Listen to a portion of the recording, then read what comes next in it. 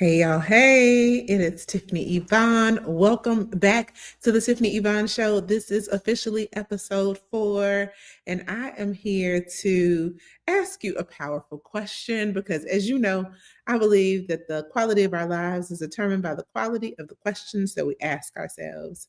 In this episode, I want to know, have you ever reached the top of your success ladder? Like, right? Reached the pinnacle and looked around and thought, is this all there is? Or there's got to be more? This episode is for every high achiever who's ever had a side of guilt with their desire for more because everything already looked successful and everyone was already applauding you. And you had the titles, the to dos, the trophies, the bank account, all the things.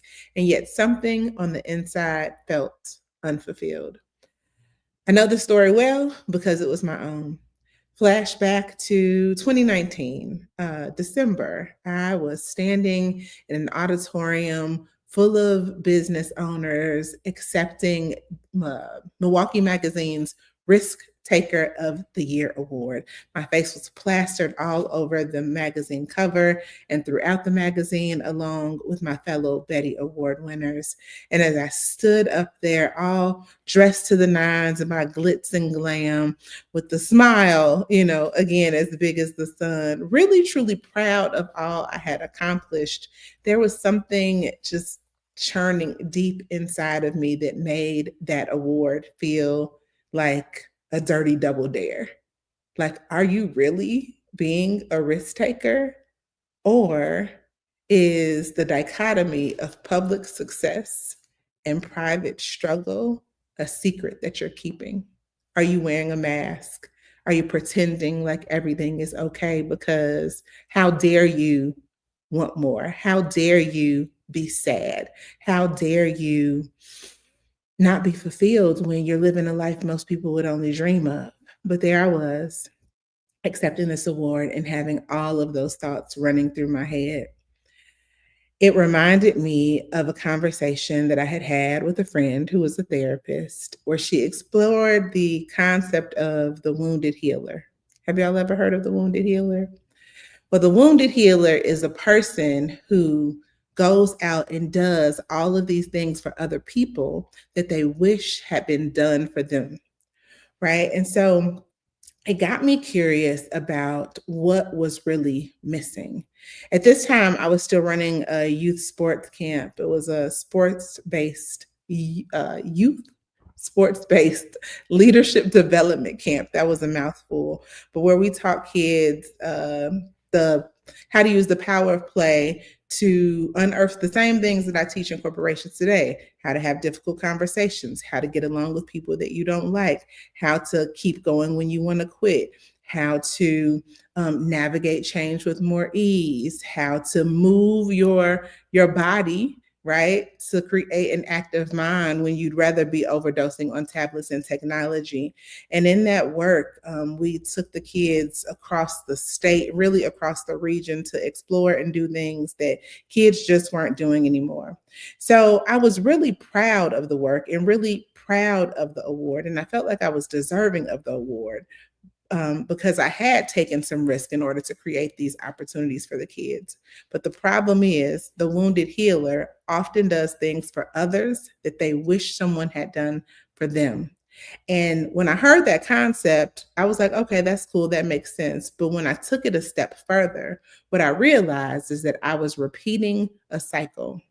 You see, in my life, there had been my mom, who was my biggest advocate, who always was singing my praises and making sure that I had what I needed, etc. But there were other caring adults who would tell me what I couldn't be, what I wouldn't be. When I say caring adults, I should have used some air quotes, right? Other people who were supposed to be caring adults, who spoke very down to me, who treated me like I was less than. And I believe that subconsciously that sent me into these ways of overperforming, of giving, of proving that I was worth it or worthy in all sorts of things. And so after the award ceremony, I really started to unearth what the wounded healer meant beyond the dictionary's description, right? And how that was showing up in my life. And I realized that I was repeating the cycle of what other people did to me, that I was now doing it to myself. I was putting my needs and desires last. I was taking whatever was left over. I was making sure everyone else was okay, and I was running on fumes. So that made the Risk Taker of the Year award seem like a big fat lie, seem like a big fat joke, made me feel like a big fat fraud.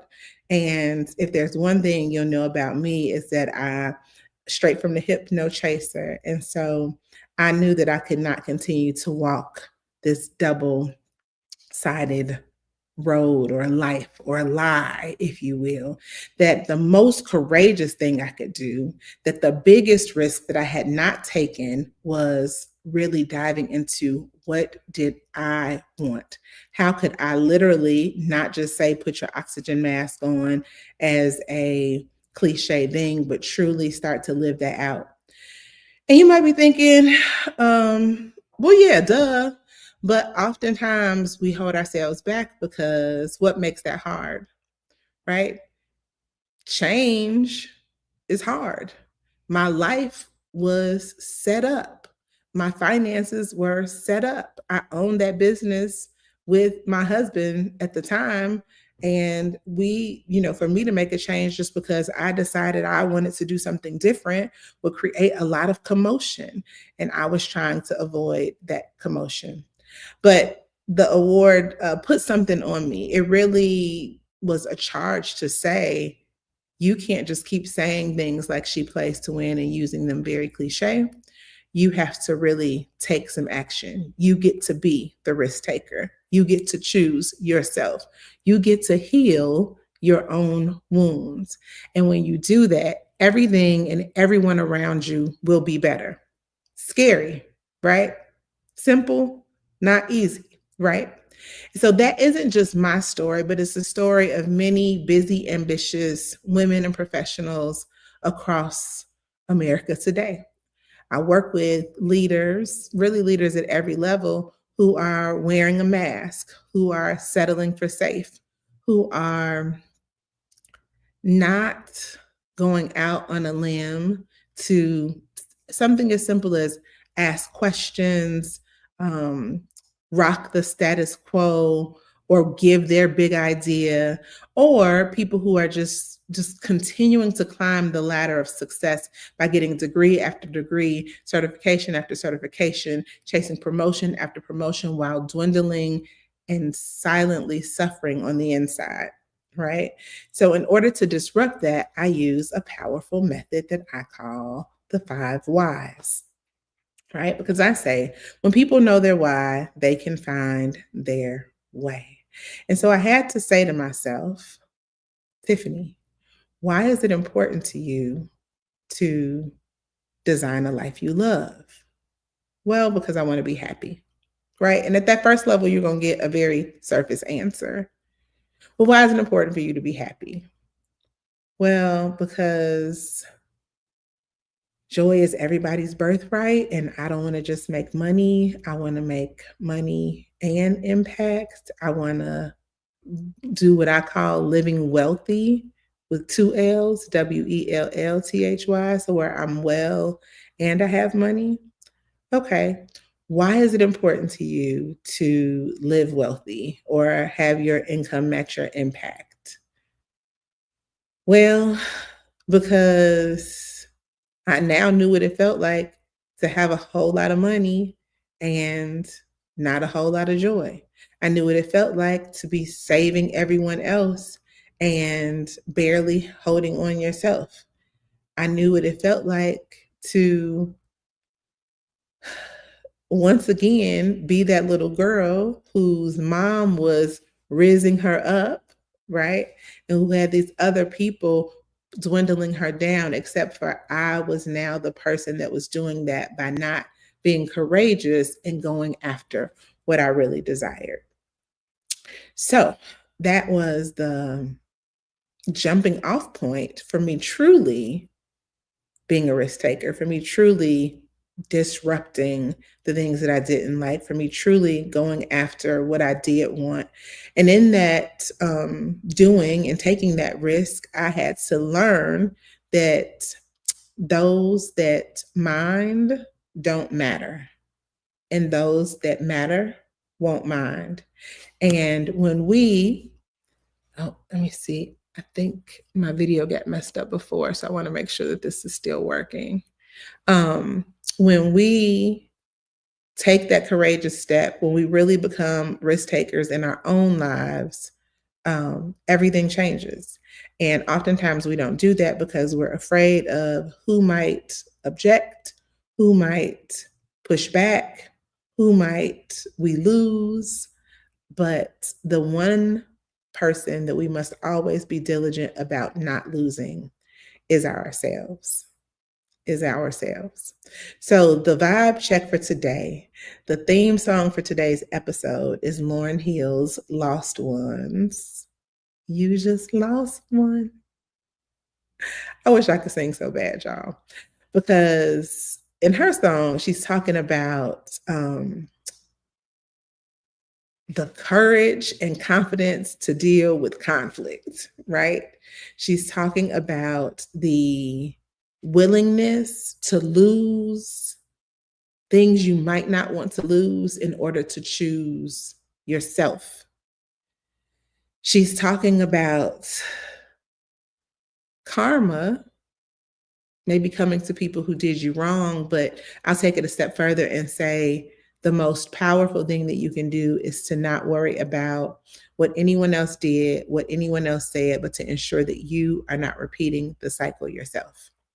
So I'll end us with a powerful question. Where in your life might you be settling for safe? Where in your life might you be losing yourself? Where might you be the lost one? And what's one bold, courageous action that you can take to regather yourself, to reclaim your desires, to reimagine what success really means, and to redesign a life and career you love? So if you're just listening as a person, I'm so grateful to have you here. If, on the other hand, you are an event planner, a corporate leader, or someone who sees and serves people who might be suffering silently from burnout, who might be dimming their light, who might be just disengaged and not saying anything, so you don't quite know why, these are an opportunity to ask them, and just the same way we ask ourselves, where are you settling for safe? Are you meant for more? What truly lights you up? And what's one bold step you can courageously take to move in that direction?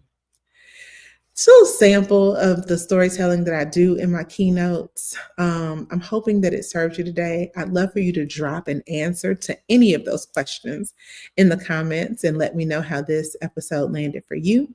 I'm always trying to give you 10 quick minutes with Coach Tiff, and I will see y'all in episode 5.